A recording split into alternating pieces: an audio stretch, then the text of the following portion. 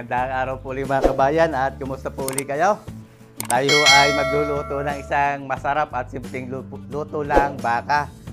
At naalala ko yung lola ko sa mother side ko ay Bicolana, ay mahilig po siya magluto ng sinabawang baka. So share ko sa inyo ang kanya recipe at gayahin po natin. Meron po tayo dito isang kilong baka, laman po yan na medyo may taba. Ayan, maganda ang ating baka. Tapos gagamit po tayo ng bagyo beans, luya, kamuting bagin. Meron po tayo dyang saging na saba, repolyo, sibuyas, asin, paminta, at aswete powder. Yung aswete powder po ay optional lang. So nag-init po ako din ng tubig at palambutin muna natin yung ating baka. Nakulo na. Ihulog na po natin yung ating baka. Timplan po natin asin. Yan. Tapos ay haluin po natin para sumama yung asin.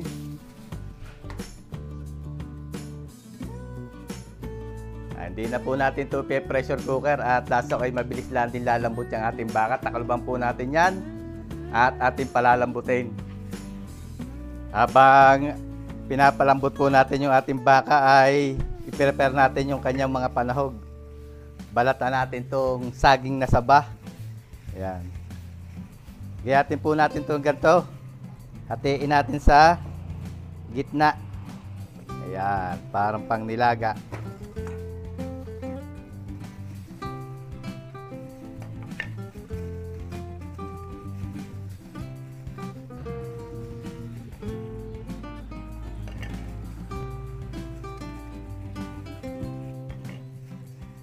Ang tawag po sa dish na ito ay beef lauya. Ayan. Kasi noong una ho ay bibihira pa nakakapunta sa bayan at bako-bako pa daan. Ay kung anong ingredients na nandito sa bukid, yun ang ating nilalagay. Ayan, katulad ditong saging na saba at kamuting bagin.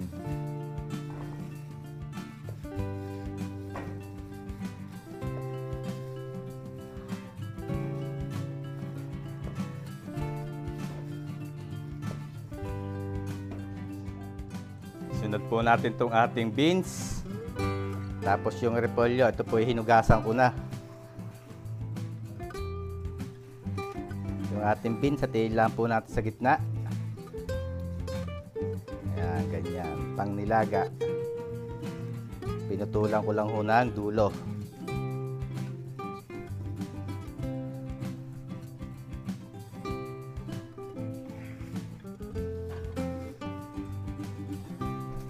Yung ating po repolyo, pag-apatin lang natin, tapos tanggalin natin yung nasa gitna, tapos himayin po natin. Ihimayin natin. Yan, ganyan. Tapos itong natirang outer layer ay saka natin gayatin para magkakasinlaki.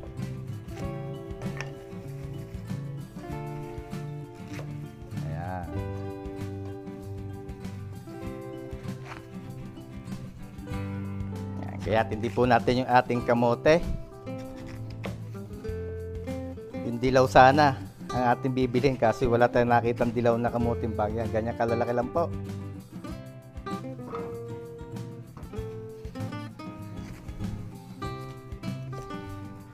Parang gayat lang ng patatas pang nilaga.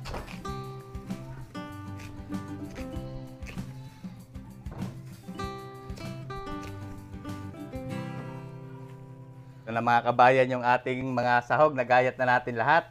Hintayin po muna natin lumambot yung ating baka. At pag lumambot, saka natin isa-isang iuhulog yung ating mga sahog.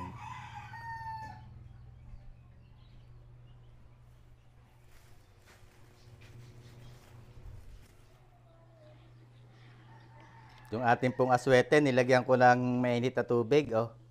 Tinunaw natin yung ating aswete powder.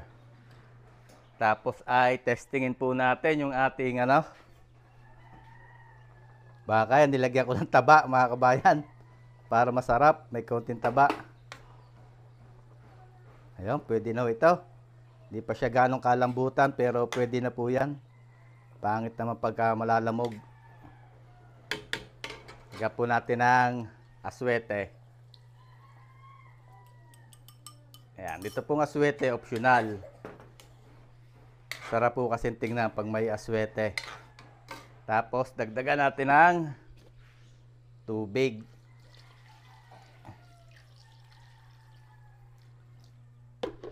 Sabawan pa natin at masarap po ang sabaw niyan. Panghigop-higop mamaya habang kumakain. Ilagay na po natin yung ating kamote. Yung ating kamote. Yan, tinapon ko lang yung tubig. Ayan.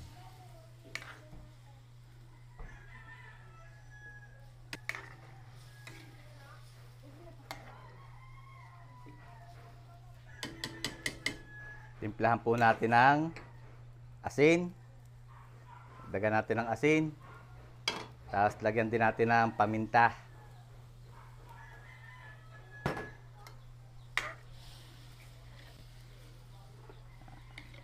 Pakuluin po natin. Palambutin muna natin saglit yung kamote at gawa matigas yan. Saka natin lalagay yung iba pa nating mga sahog.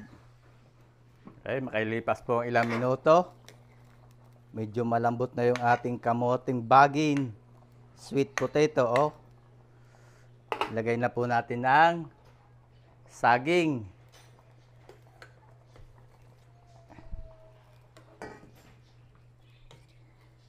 Sarap ito mga kabayan, manamis-namis ang sabaw. Luluto-lutuin lang po natin ang saging. Pwede na tayo maglagay ng luya. Huwag po nating ilahat at baka maglasang salabat. Ilang pirasong luya lang. Ayan. Basta may lasang luya.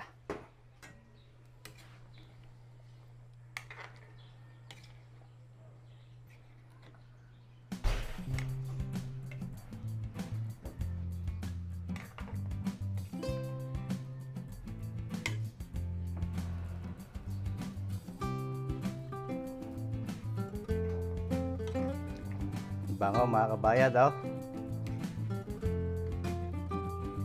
Lagay na po natin yung ating repolyo at yung Baguio beans. Konting minuto na lang po ang hihintayin natin dito.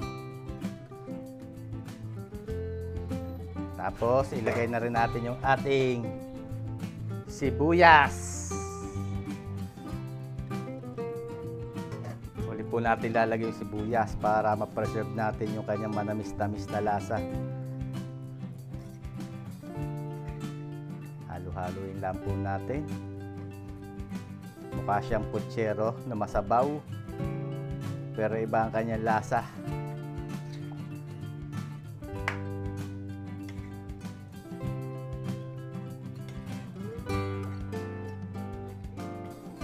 Parang nilaga. Kaso ay manamis-namis po siya. Natural na tamis ng saging. Nilagay natin mga kabayan. Tulutoy lang po natin ang gulay. Pakuluin natin. At maya-maya ay hahanguin na natin yung ating beef lauya.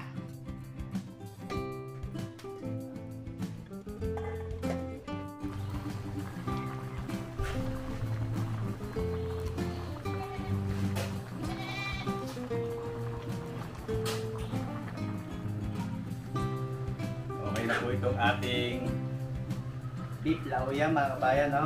Quality na po yan. Pwede nyo pong i-adjust ang lasa, depende sa panlasa nyo. Natural lang ang lasa niya. Yan, no? Nilagyan natin ng taba para masarap. Ayan. Dadala ko po yung aking mga pamangkin sa school at handa natin sila nitong ating sinabawang baka. Beef lauya.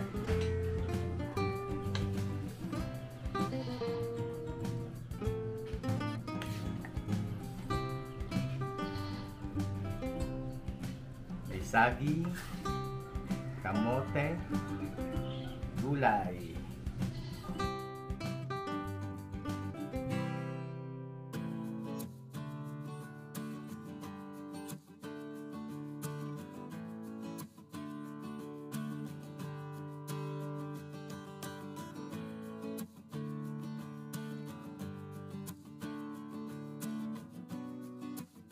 Ito na mga kabayan yung ating beef laoya. Napakasimpleng luto lang po at napakasarap. So yun, sana po ay may natutunan kayo kahit pa paano mga kabayan sa sinare ko sa inyong putahe. So ito po ay dadalhin natin sa school at ihatid natin doon sa mga pamangkin ko. Marami po uling salamat mga kabayan sa patuloy niyong pagtakilik sa ating mga video. Ingat po palagi tayong lahat mga kabayan at God bless po sa ating lahat. Nga pala mga kabayan, doon po sa nagpapaluto at nag-o-orders, ay kinat-up ko muna po yung mga orders natin at ang niluluto ko lang po ay yung mga matagal nang naka-schedule. Gawa po kasi ng issue ng pork meat dito sa Batangas ay palilipasin muna natin. So yun, hanggang dito na lang po. Ingat po lagi tayong lahat mga kabayan at God bless po sa ating lahat.